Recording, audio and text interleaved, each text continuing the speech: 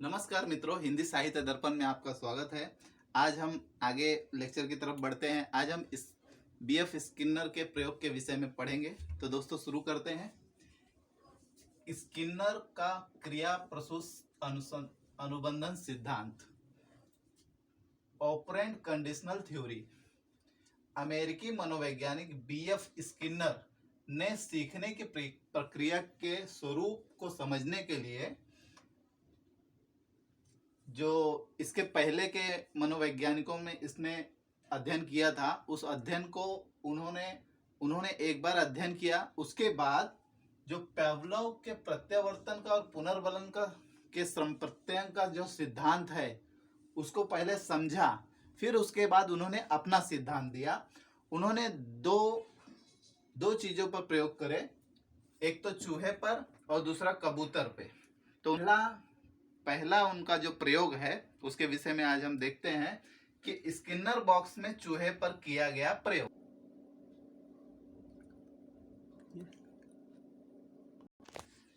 पहला प्रयोग देखते हैं दोस्तों, स्किनर बॉक्स में चूहे पर किया गया प्रयोग। स्किनर ने चूहा बंद करने के लिए एक पिंजरा बनवाया, जिसके अंदर एक स्थान पर एक लीवर फिट किया गया। इस पिंजड़े में चूहे को अंदर जाने के लिए दरवाजा बनाया गया बकायदा। लीवर को दबाने से भोजन की नली का रास्ता खुल जाता था और ऊपर रखा भोजन इस रास्ते से भोजन की प्लेट में गिर जाता था। इस पिंजड़े को स्किनर बॉक्स कहते हैं, जो बीएफ स्किनर महोदय ने एक बॉक्स बनवाया। उसे उनके जो अनुयायी थे, उनके जो स्टूडेंट्स थे, उन्होंने स्किनर बॉक्स उसका नाम रखा। उसकी ये विशेषताएं थी। स्किनर ने इस बॉक्स में एक भूखे चूहे को अंदर कर दिया और उसने देखा कि चूहे के अंदर जाते ही उछल कूद करने लगा। चूहा अंदर जाते ही उछल कूद करने लगा शुरू कर दिया। इस उछल कूद में एक बार उसका पंजा अचानक इस लीवर पर पड़ गया। एक बार अचानक से उस लीवर पर उसका पंजा पड़ गया और भोजन उसकी प्लेट में गिर गया। उसने भोजन प्राप्त किया और अपनी भूख मिटाई। इससे उसे बड़ा संतोष मिला। अब उसे जब फिर कुछ खाने की इच्छा हुई तो फिर वह उछल कूद करने लगा। वह लीवर फिर दब गया और उसे फिर दोबारा भोजन मिल गया। स्किनर ने देखा कि भोजन मिलने से चूहे की क्रिया को पुनर्बलन मिला। दूसरे शब्दों में कहें तो उसने लीवर दबाकर भोजन प्राप्त करना सीख लिया। तो इस स्किनर बॉक्स के माध्यम से जो चूहा है, जो स्किनर बॉक्स बनाया गया था, चूहा जब उसके अंदर जाता था तो उछल कूद करता था। उसके बाद अचानक में जब लीवर दब जाता था तो उसे भोजन मिल जाता था। ऐसा उन्होंने बार बार किया। तो स्किनर ने यह देखा कि चूहा लीवर दबा करके भोजन प्राप्त करना सीख लेता है। इस प्रकार स्किनर ने चूहे पे एक प्रयोग किया। उसके बाद उन्होंने स्किनर बॉक्स में कबूतर पर प्रयोग किया।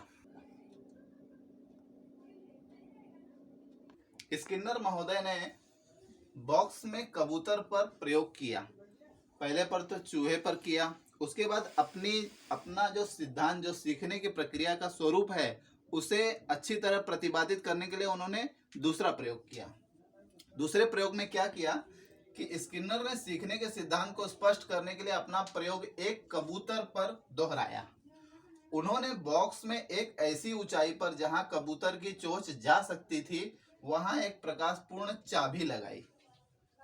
बॉक्स में एक प्रकाशपूर्ण चाबी लगाई। इस चाबी को दबाने से कबूतर के खाने के लिए दाना मिल सकता था। इस तरह से उसकी व्यवस्था की गई।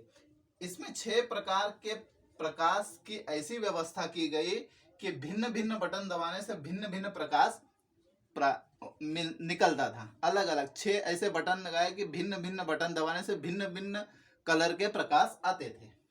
ऐसी व्यवस्था की गई। इस बॉक्स को कबूतर बॉक्स है, पिजन बॉक्स के नाम से ये मशहूर हुआ। स्किनर ने इस बॉक्स में एक भूखे कबूतर को बंद कर दिया। उसके बाद चाबी में हल्के रंग का प्रकाश पहुंचाया गया। उसने चोंच इधर उधर मारी। एक बार उसकी चोंच प्रकाशित चाबी पर पड़ गई। प्रकाशित चाबी पर जब चोंच पड़ती है तो उसे खाने के लिए दाने मिल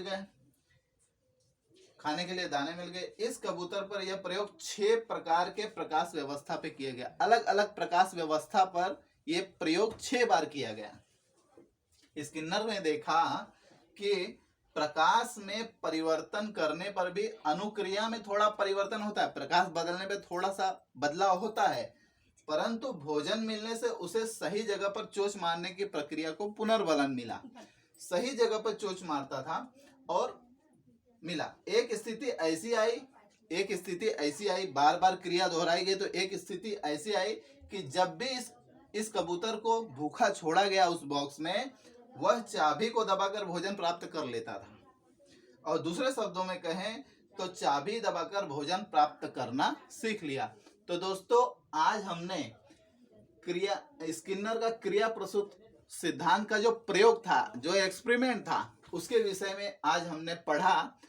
अगले वीडियो में दोस्तों हम इसकी विशेषताएं और इसका शैक्षिक निहितार्थ, एजुकेशन इम्प्लीकेशन के विषय में विस्तृत रूप से चर्चा करेंगे।